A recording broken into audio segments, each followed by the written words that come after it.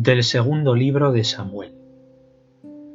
Cuando el rey se estableció en su casa y Yahvé le concedió paz de todos sus enemigos de alrededor, dijo el rey al profeta Natán: Mira, yo habito en una casa de cedro, mientras que el arca de Dios habita bajo pieles. Respondió Natán al rey: Anda, haz todo lo que te dicta el corazón, porque Yahvé está contigo. Pero aquella misma noche vino la palabra de Dios a Natán, diciendo: Ve y di a mi siervo David, esto dice Yahvé: ¿me vas a edificar tú una casa para que yo habite?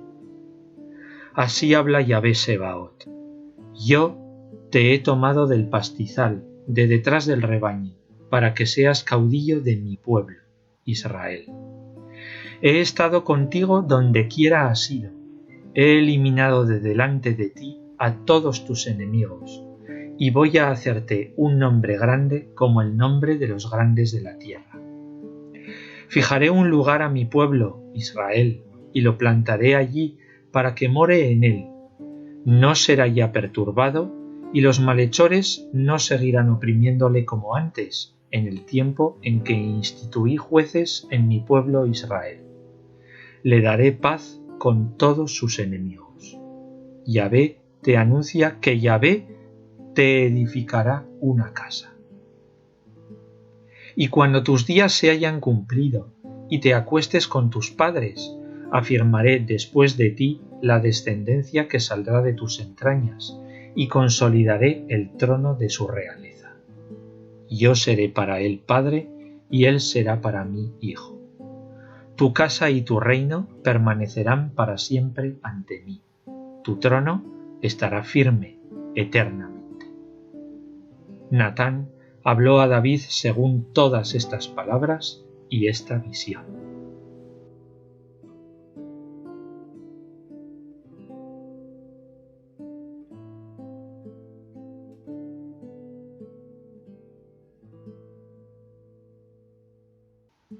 El texto que se nos propone hoy, capítulo 7 del segundo libro de Samuel, marca un estado de equilibrio en el reinado de David, que a su vez concluye el estado de inestabilidad y el conflicto con Saúl que venía dominando la narración desde el capítulo 16 del primer libro de Samuel.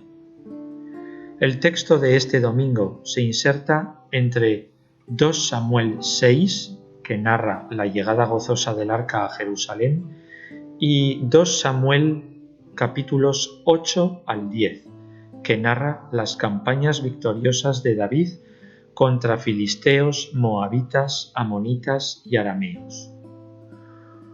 Este capítulo es una sección gozosa y llena de victorias que concluye en 2 Samuel 11, con un episodio que introduce de nuevo el conflicto, la inestabilidad y el desequilibrio en la narración, el crimen de David que ordena la muerte de Urías tras encapricharse con la mujer de este, Betsabé.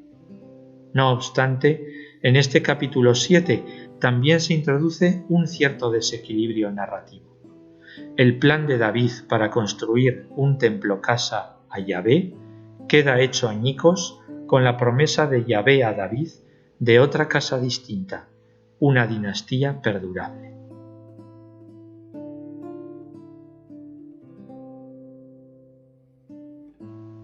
El texto tiene poca narrativa, en cambio está dominado por el estilo discursivo.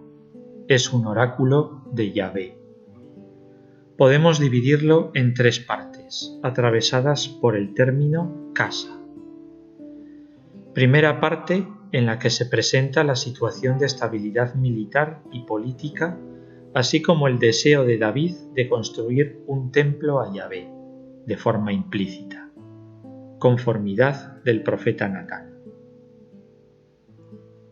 En una segunda parte, tenemos el oráculo de Yahvé a Natán contradiciendo el deseo de David.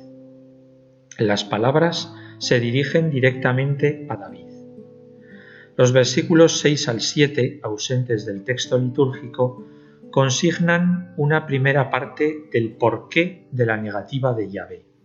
Nunca ha tenido casa en el pasado, nunca la pidió, en el tiempo del Éxodo y los jueces, un tiempo que era inestable. Parece contradecir a David, precisamente por esto, porque todavía será necesaria más estabilidad para llegar a construir ese templo. De momento ha vencido a todos los enemigos de alrededor, tal como dice el versículo 1, pero aún tiene que vencer a todos los enemigos, como consigna el versículo 11. Y una tercera parte, donde aparece el recuerdo de lo que ha hecho Yahvé con David en el pasado y la promesa que se proyecta hacia el futuro de la descendencia y la casa dinastía de David.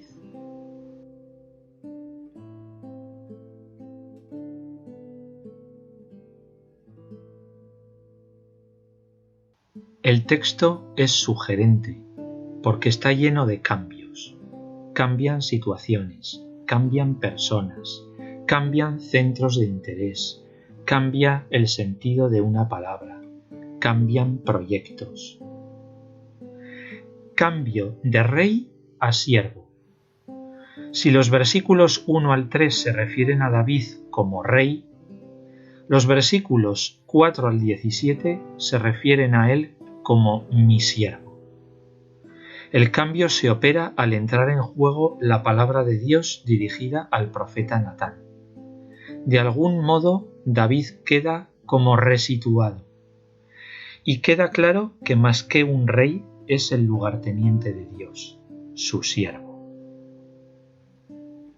Ocasión para preguntarme, ¿quién soy delante de Dios? ¿Y hasta qué punto vivo en ocasiones desde el rol? Cambio de casa a dinastía. El texto usa con gran habilidad un mismo término, bayit, casa en hebreo, que en realidad es una de las columnas vertebrales del mismo. Si en los versículos 1 al 10 se refiere a una casa en sentido físico, lugar en el que se habita, a partir del versículo 11 se juega con la posibilidad de poder intercambiarlo con el sentido de dinastía. Cambio tú a mí, a Yahvé a ti. Este es uno de los juegos más significativos del texto. La pretensión de construir una casa tú, David, a mí, Yahvé, se transforma finalmente en la promesa de construir Yahvé una casa a ti, David. Un magnífico juego que vehicula la experiencia de quien pretende construir los proyectos desde sus propias fuerzas y termina por acoger que en realidad es Dios quien pone más de su parte. ¿Qué me toca poner a mí y qué le toca poner a Dios? ¿Cómo acepto que en ciertos momentos de la vida es a Dios a quien le corresponde la iniciativa y el empuje? ¿Qué proyectos y deseos he tenido que resituar o dejar en la vida y hasta qué punto los puedo leer desde Dios? Puedo pedir su luz y su mirada a mi vida.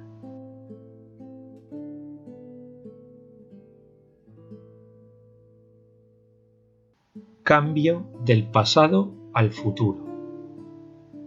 El texto recoge un discurso que habla del pasado, versículos 5 al 9, y en virtud de la promesa hecha por Dios a David, se proyecta al futuro, versículos 10 en adelante. El giro se da desde Dios y su promesa.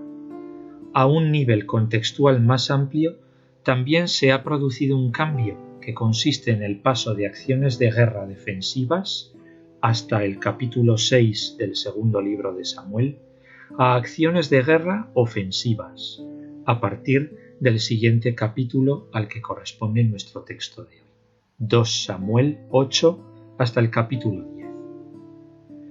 Se pasa de una actitud más pasiva frente a los enemigos a una más activa.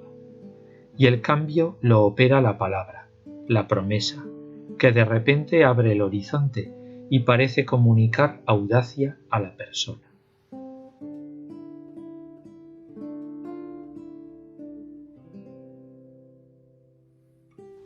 Cambio de relación entre dos, David y Yahvé, a una relación tripartita, Yahvé, mi pueblo, mi siervo. Si los versículos 1 al 5 se centran en una relación un tanto cerrada, David y Yahvé, los versículos 6 al 16 abren esta relación e incluyen de modo recurrente un tercer protagonista, que el oráculo a Natán no olvida: el pueblo de Israel.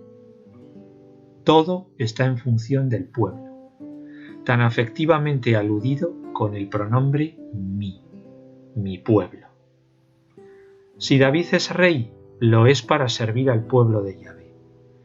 Y la promesa de permanencia y estabilidad de la dinastía casa de David y su descendencia se cumplirá en favor no tanto de David, sino del pueblo de Israel.